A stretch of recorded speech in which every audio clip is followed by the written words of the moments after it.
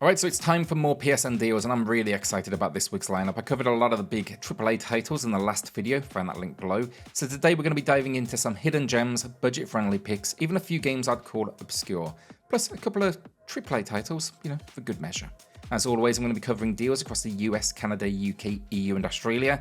And if you do enjoy this video, do us a favour and subscribe. It helps us keep bringing you more content like this. And yeah, let's get into it. Dragon's Dogma 2 is 47% off, matching its lowest price, and honestly, game really impressed me. I was a bit skeptical given how long we waited for a sequel, but in my opinion, the wait, absolutely worth it.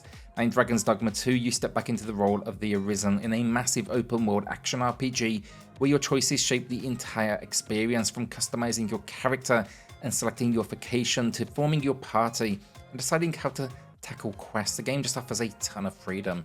You're then joined by pawns, mysterious otherworldly companions controlled by AI, but they make it feel like you're working alongside other players, even in what is a single player journey. Now, gameplay wise, it's all about dynamic combat and exploration. The world is massive and fully explorable, packed with towering monsters to battle, dungeons to conquer, and secrets to uncover, and that combat just feels weighty and responsive, especially when you're climbing onto massive creatures mid-fight or coordinating with your pawns to take down enemies. Capcom really delivered here. I think everything from the impressive visuals to the smarter AI to the world just feeling alive. It is a gem.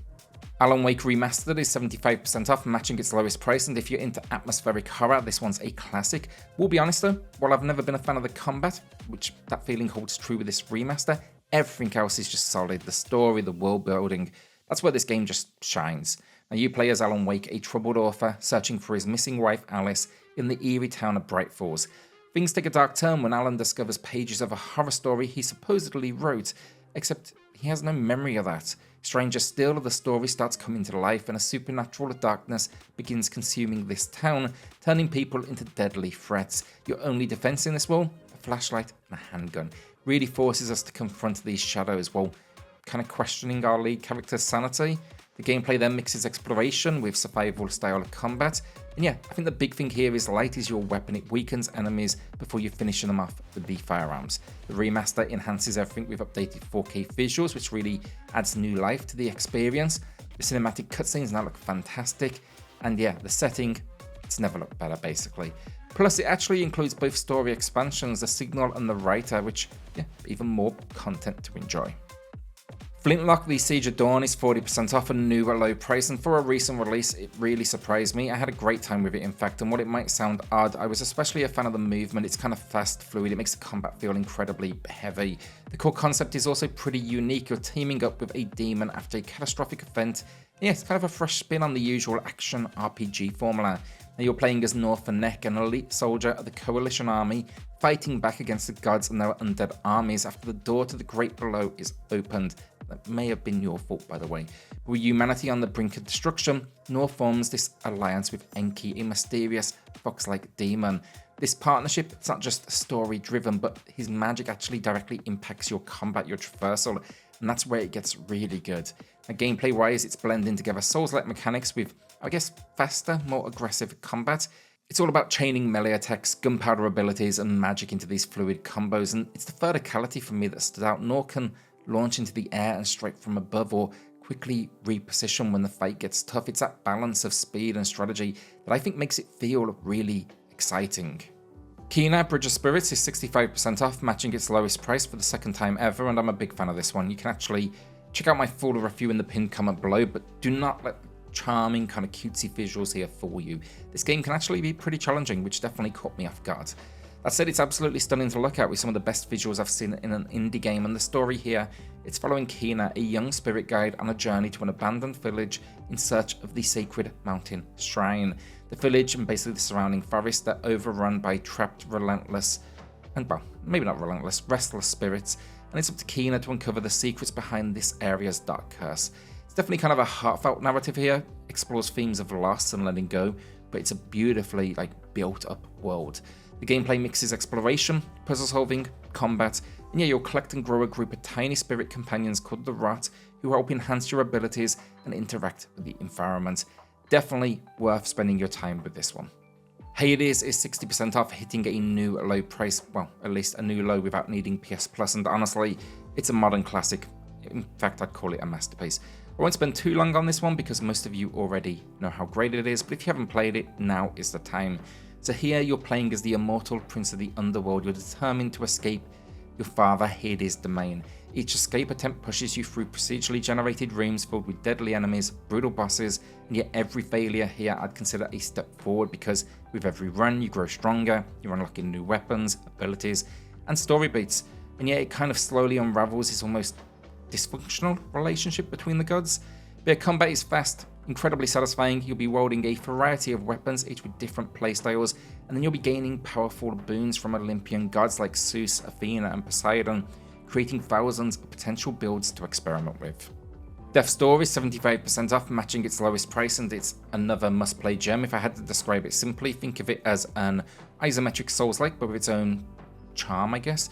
The game's black and white, yet kind of strangely unique world, paired with the concept of reaping souls, I really enjoyed. Plus the world is a joy to explore. Every corner feels like it's just hiding something. Now you play as a crow, part of a bureaucratic afterlife agency tasked with collecting souls. Things take a turn though when your assigned soul is stolen, sending you on a journey into a realm untouched by death. So in this decaying world, creatures have grown beyond their natural limits, corrupted by greed and power, and it's up to you to set things right. The combat is incredible. You'll have a mix of melee weapons, arrows, and magic, and yeah, it's all about learning patterns, mastering dodges, and just finding that perfect moment to strike. Divinity Original Sin 2 is 70% off, matching its lowest price, and if you're into deep, choice-driven RPGs, it's a must-play. It's a massive game with tons of systems to learn, but once it all clicks, absolutely worth the effort. Now you play as a powerful magic user hunted by a world that fears your abilities. After being captured, your goal is to escape, grow stronger, and eventually ascend to godhood. But here's the twist: even if you're playing with friends, only one of you can become Divine. That tension makes every single decision matter. Combat then is turn-based and incredibly flexible. You'll be combining elements, setting oil on fire, electrifying water, and also fully customizing your character's ability. Now, I did also kind of allude to this already, but you can play solo or co-op, and yeah, this world, stunning. It's from the team that made Baldur's Gate, so yeah, you know their pedigree. Remnant 2 is 50% off, matching its lowest price, and this one genuinely surprised me. I didn't quite know what to expect going in, but what I got was a brutal, heavy-hitting experience that not only delivers, but expanded upon the original. Now the story picks up with humanity on the brink, facing off against deadly creatures and godlike bosses, threatening to wipe out reality itself. You play as a survivor tasked with pushing back this evil, either solo or with up to 2 friends in co-op. The worlds you explore are strange, dangerous, and packed with enemies that will absolutely push you. This gameplay here is a perfect mix of methodical and chaotic combat, blending ranged gunplay with intense melee action, and the boss fights are huge. They're just incredible, and they really do demand kind of teamwork, which I really appreciate. Plus the different biomes, expect different enemies, loot, weapons.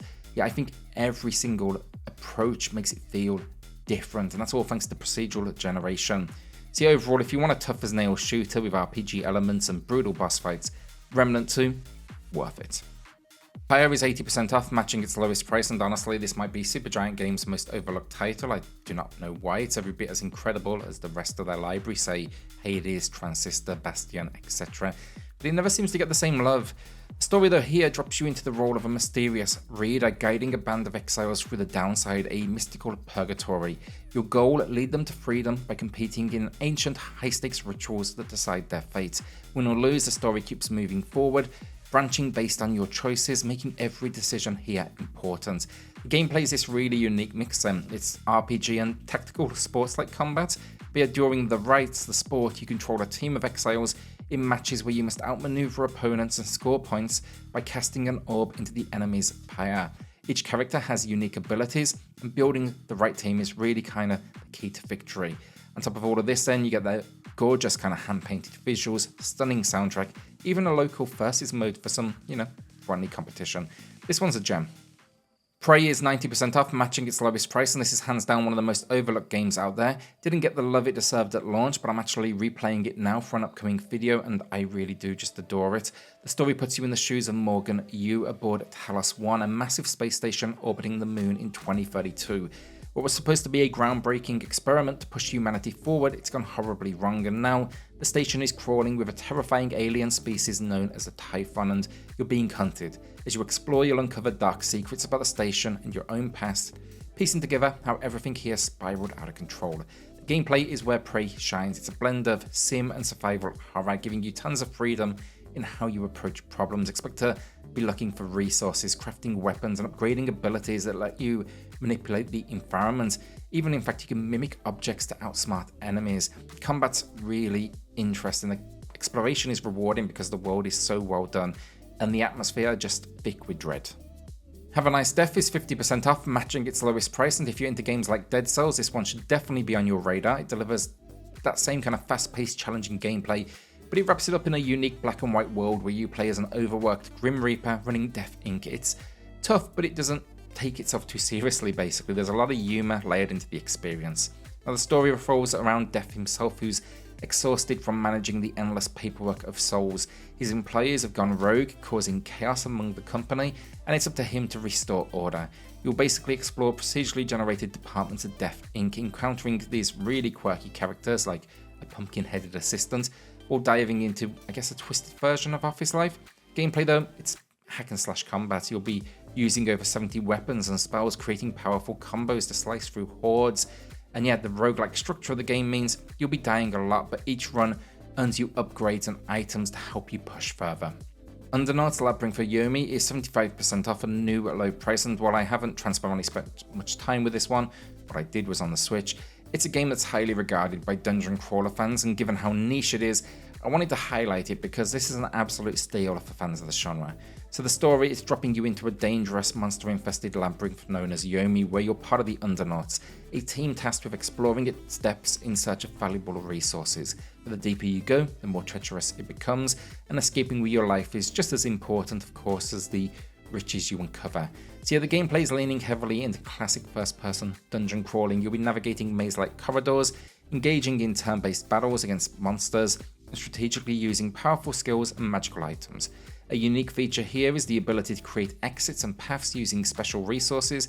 It gives you a bit more control over how you escape the labyrinth's, danger.